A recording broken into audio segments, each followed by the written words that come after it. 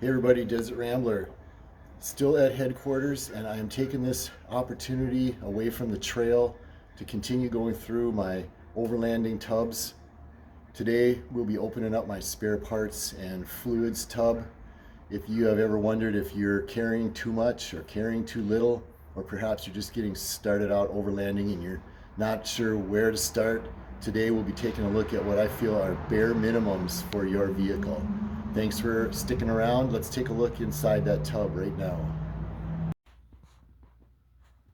All right, thanks for sticking with me and joining me inside. So what we have before you is my overlanding spare parts, fluids, and repair items tub all laid out. Everything you see here fits in that plastic tub. As you know, I've got a two-door 93 Wrangler, and space is at a premium. I try to keep the weight down as low as possible to minimize the squirrely handling that they have at high speed, especially lifted and all that. And this is what I would consider as like my bare minimum that I have with me every time I go out, whether it's for a 1 or 2 day trip out into the woods or desert, or if it's a week-long trip out into the desert. So, a couple questions you have to ask yourself. Why am I bringing spare parts at all? It's a valid question. There are many people that get themselves very remote, that do adventure camping, overlanding, if you want to call it that, on the weekends. That maybe they bring a bottle of oil to top off. Maybe they'll bring a serpentine belt or a hose, but maybe not. But they do go with communication device. They have a satellite communicator. And if that's where you are, great. If you want to just have yourself rescued at the sign of trouble, that's up to you. The Zoleo communicator makes it nice because you can email anyone without pushing that SOS button and wasting valuable resources. The helicopters, the sheriffs coming to find you. And if your friends or family download the Zoleo app, which is free, then you can actually text them through that app and they can communicate back with you. If that's what you want to do, great. I think it would be a little embarrassing if you have a blown radiator hose and you wind up having to call your friends, or worse, the sheriff, with your communicator. So, that's why I carry spare parts, repair parts, is I don't want to be that person that's wasting resources or tying up your friend's valuable time coming to rescue you, when you could have learned how to do a very simple repair and get yourself at least off the trail. Maybe not a permanent repair, but get yourself off the trail into some other help. So that's really what it's all about. Most of us are not traveling across Mongolia or across Africa, where you may have hundreds or thousands of miles with virtually no help. And no one's coming to rescue you, even with the satellite communicator. So you need to be more self-sufficient. That's really not what this video is about. If you're doing that kind of overlanding, you're going to go much more in depth into what's needed to pull off that kind of a trip. So this is for us folks who go out for some adventure camping for a weekend. We're out maybe for a week. We all have commitments probably to get back to, friends, family, children. As much as we'd like to be that guy that rescued himself out of the Sahara many years ago, he took his vehicle and turned it into a motorcycle and rescued himself out of the Sahara Desert. Most of us, can't put ourselves that remote and that compromised of a situation that it's, fix it or die.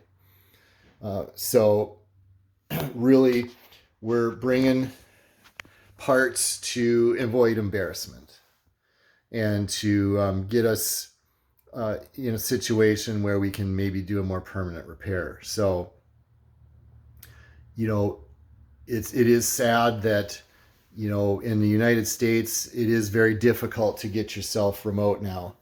You know, certainly within the last 20 years, overlanding, which, you know, we just called car camping or adventure camping or, you know, what have you back then, has become super popular. And, you know, it's very hard to be anywhere and not see anybody and enjoy, you know, the remote quiet of nature.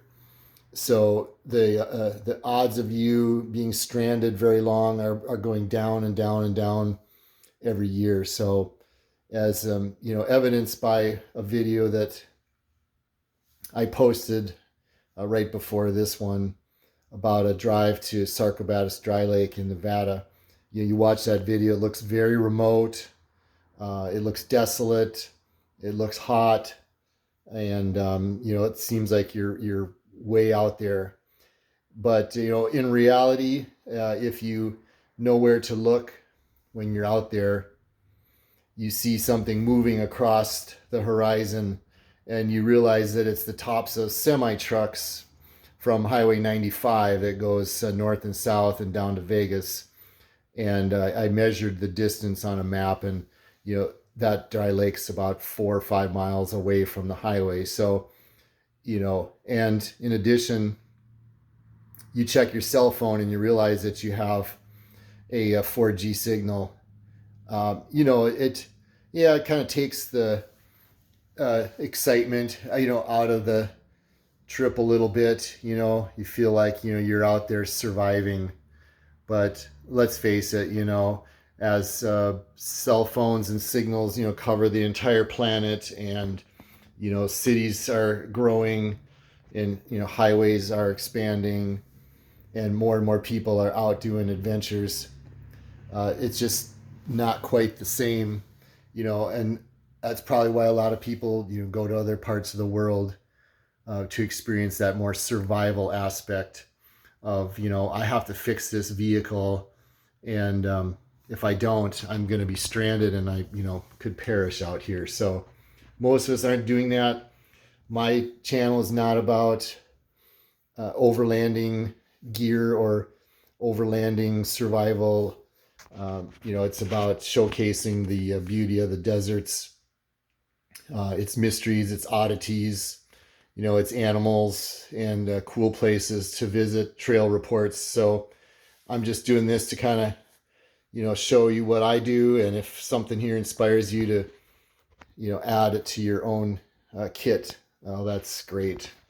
So going through each item real quick, you know, fluids, obviously you're going to check out what your vehicle needs.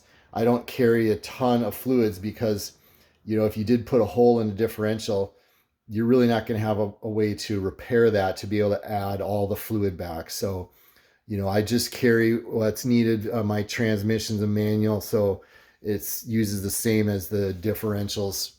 You know, obviously you're going to have brake fluid, whatever power steering fluid you use. For me, you know, the my transfer case and power steering can use the same ATF fluid. Oil, I carry enough really to replace, you know, everything in the pan, but I also have enough in case I need to share with somebody you run into out there. Funnel, radiator stop leak here. All right, hoses, belts. So I carry some fuel line here, and I made this little cutout to just to let you know that I'm going to be purchasing an inline fuel pump.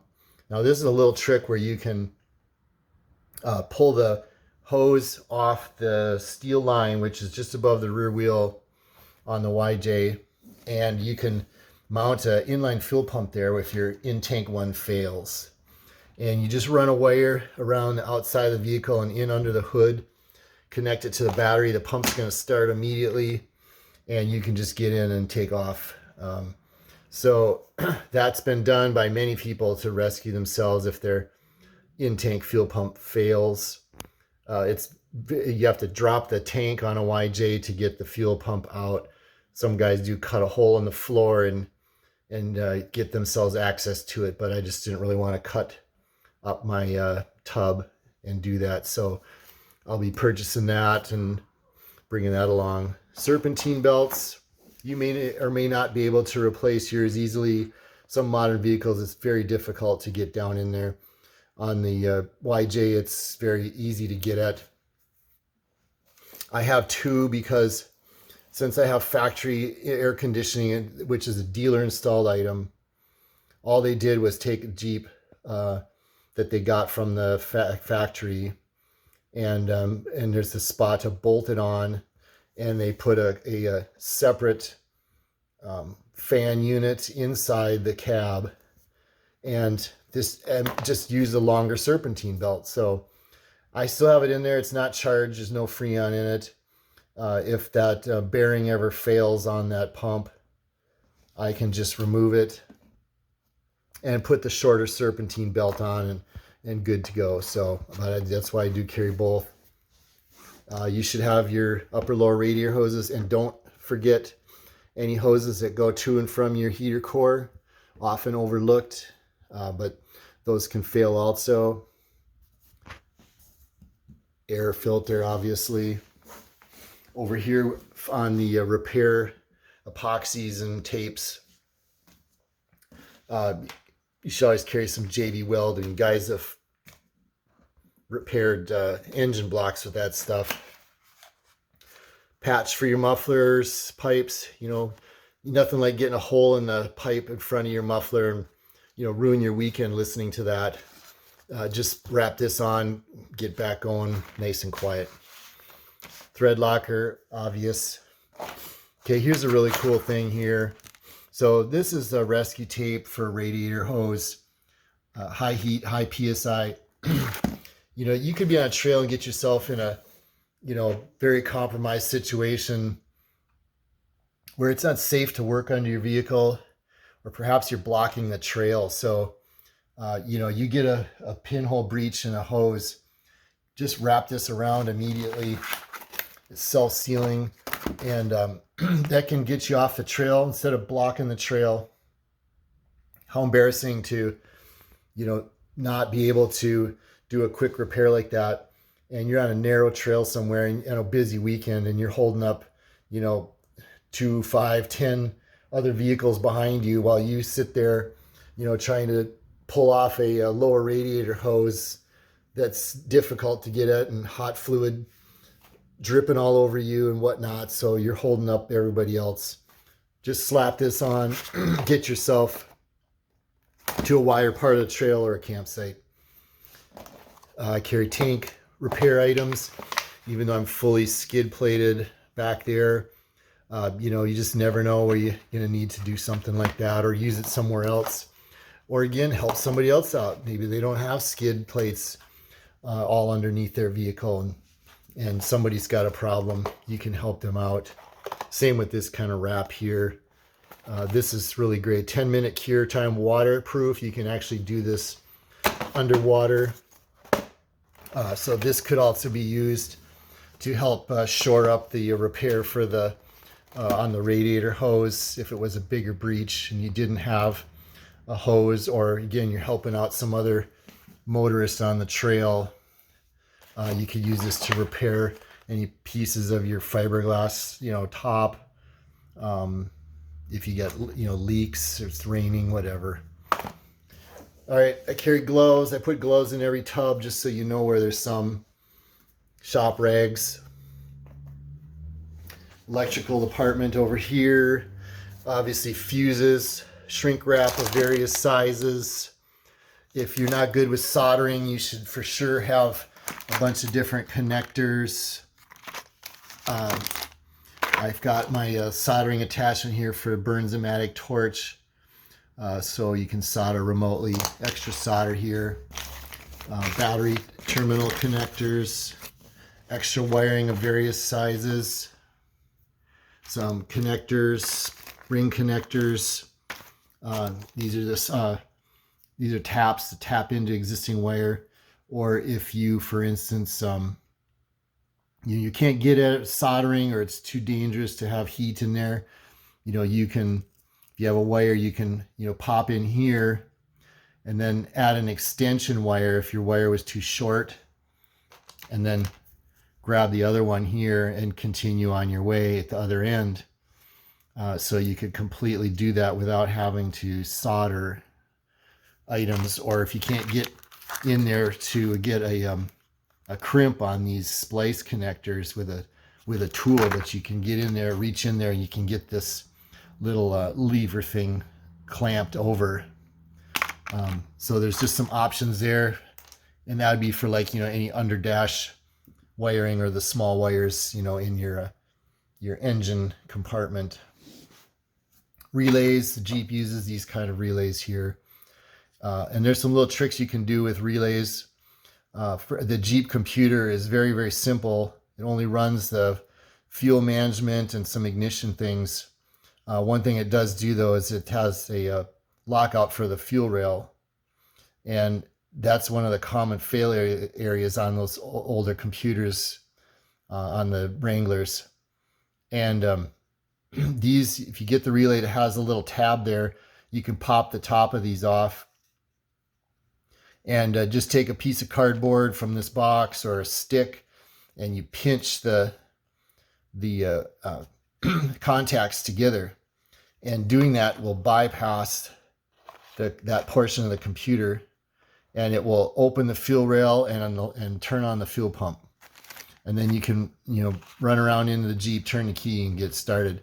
You've completely bypassed the computer at that point. So you still need the rest of the computer to run the spark and all that, but that area where it locks out the fuel rail, you go in, you've got a no crank situation. Everything else looks absolutely perfect, and you just cannot figure out what's going on. Is attempt to do the little relay trick.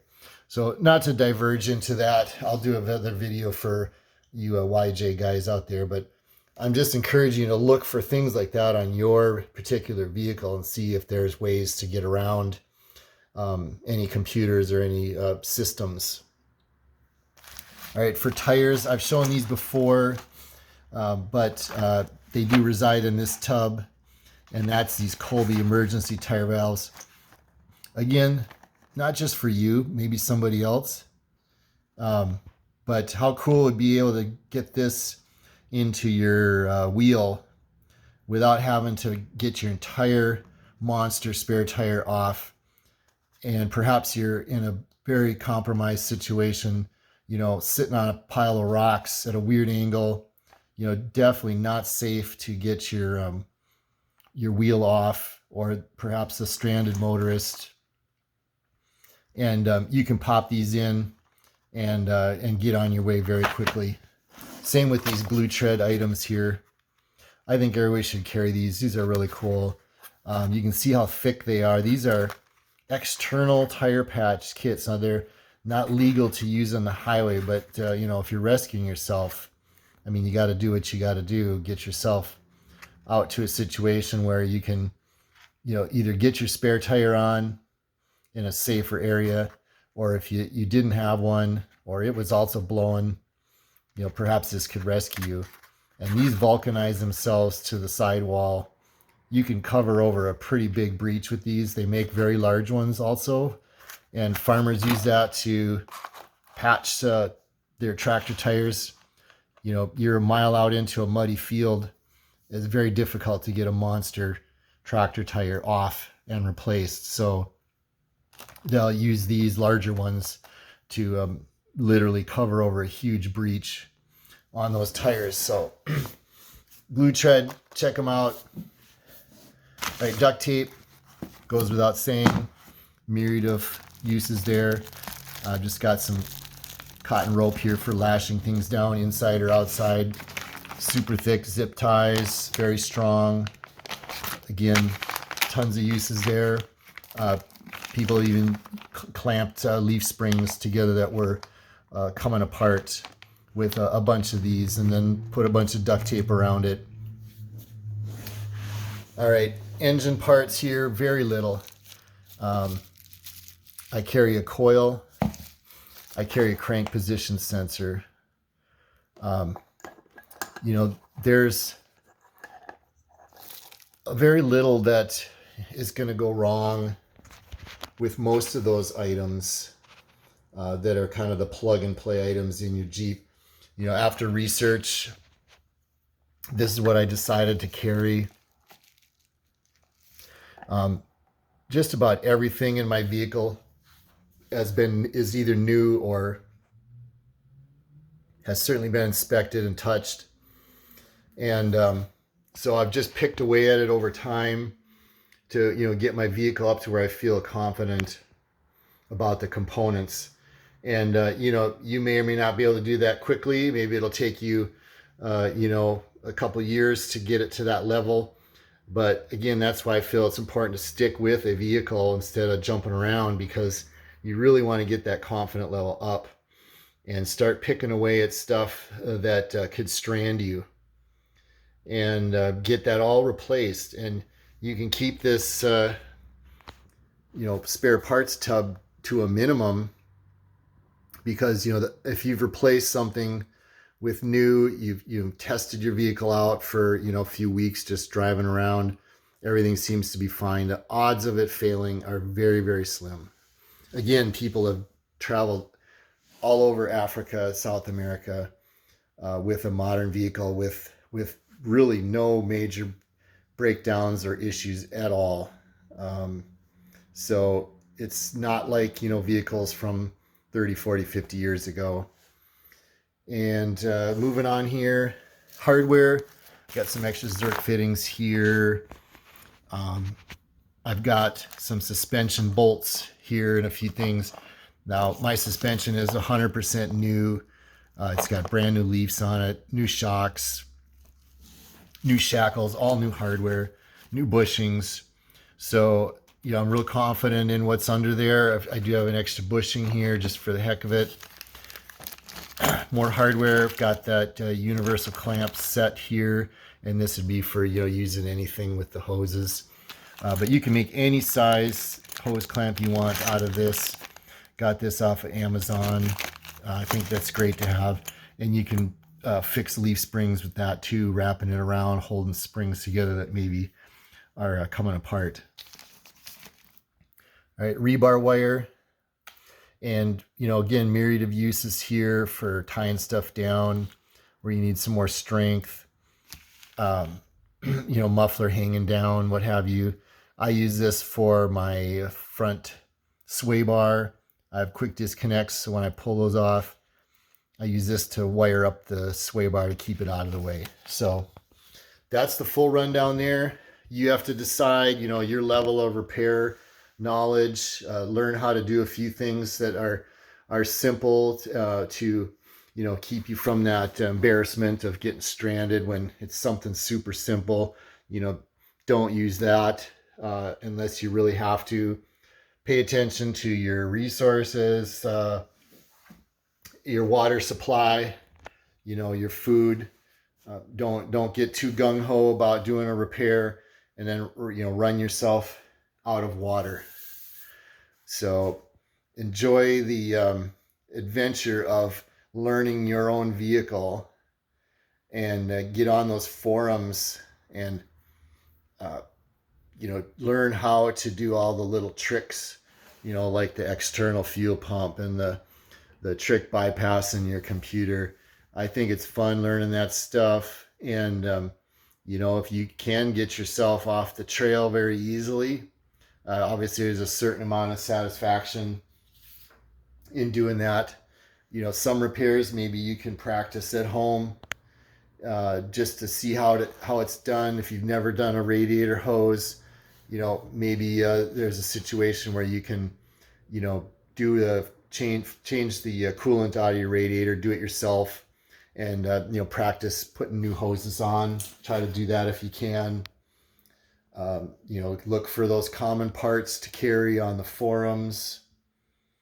And again, I don't take a lot of parts. I just I'm confident enough in my vehicle. I don't go on long enough trips.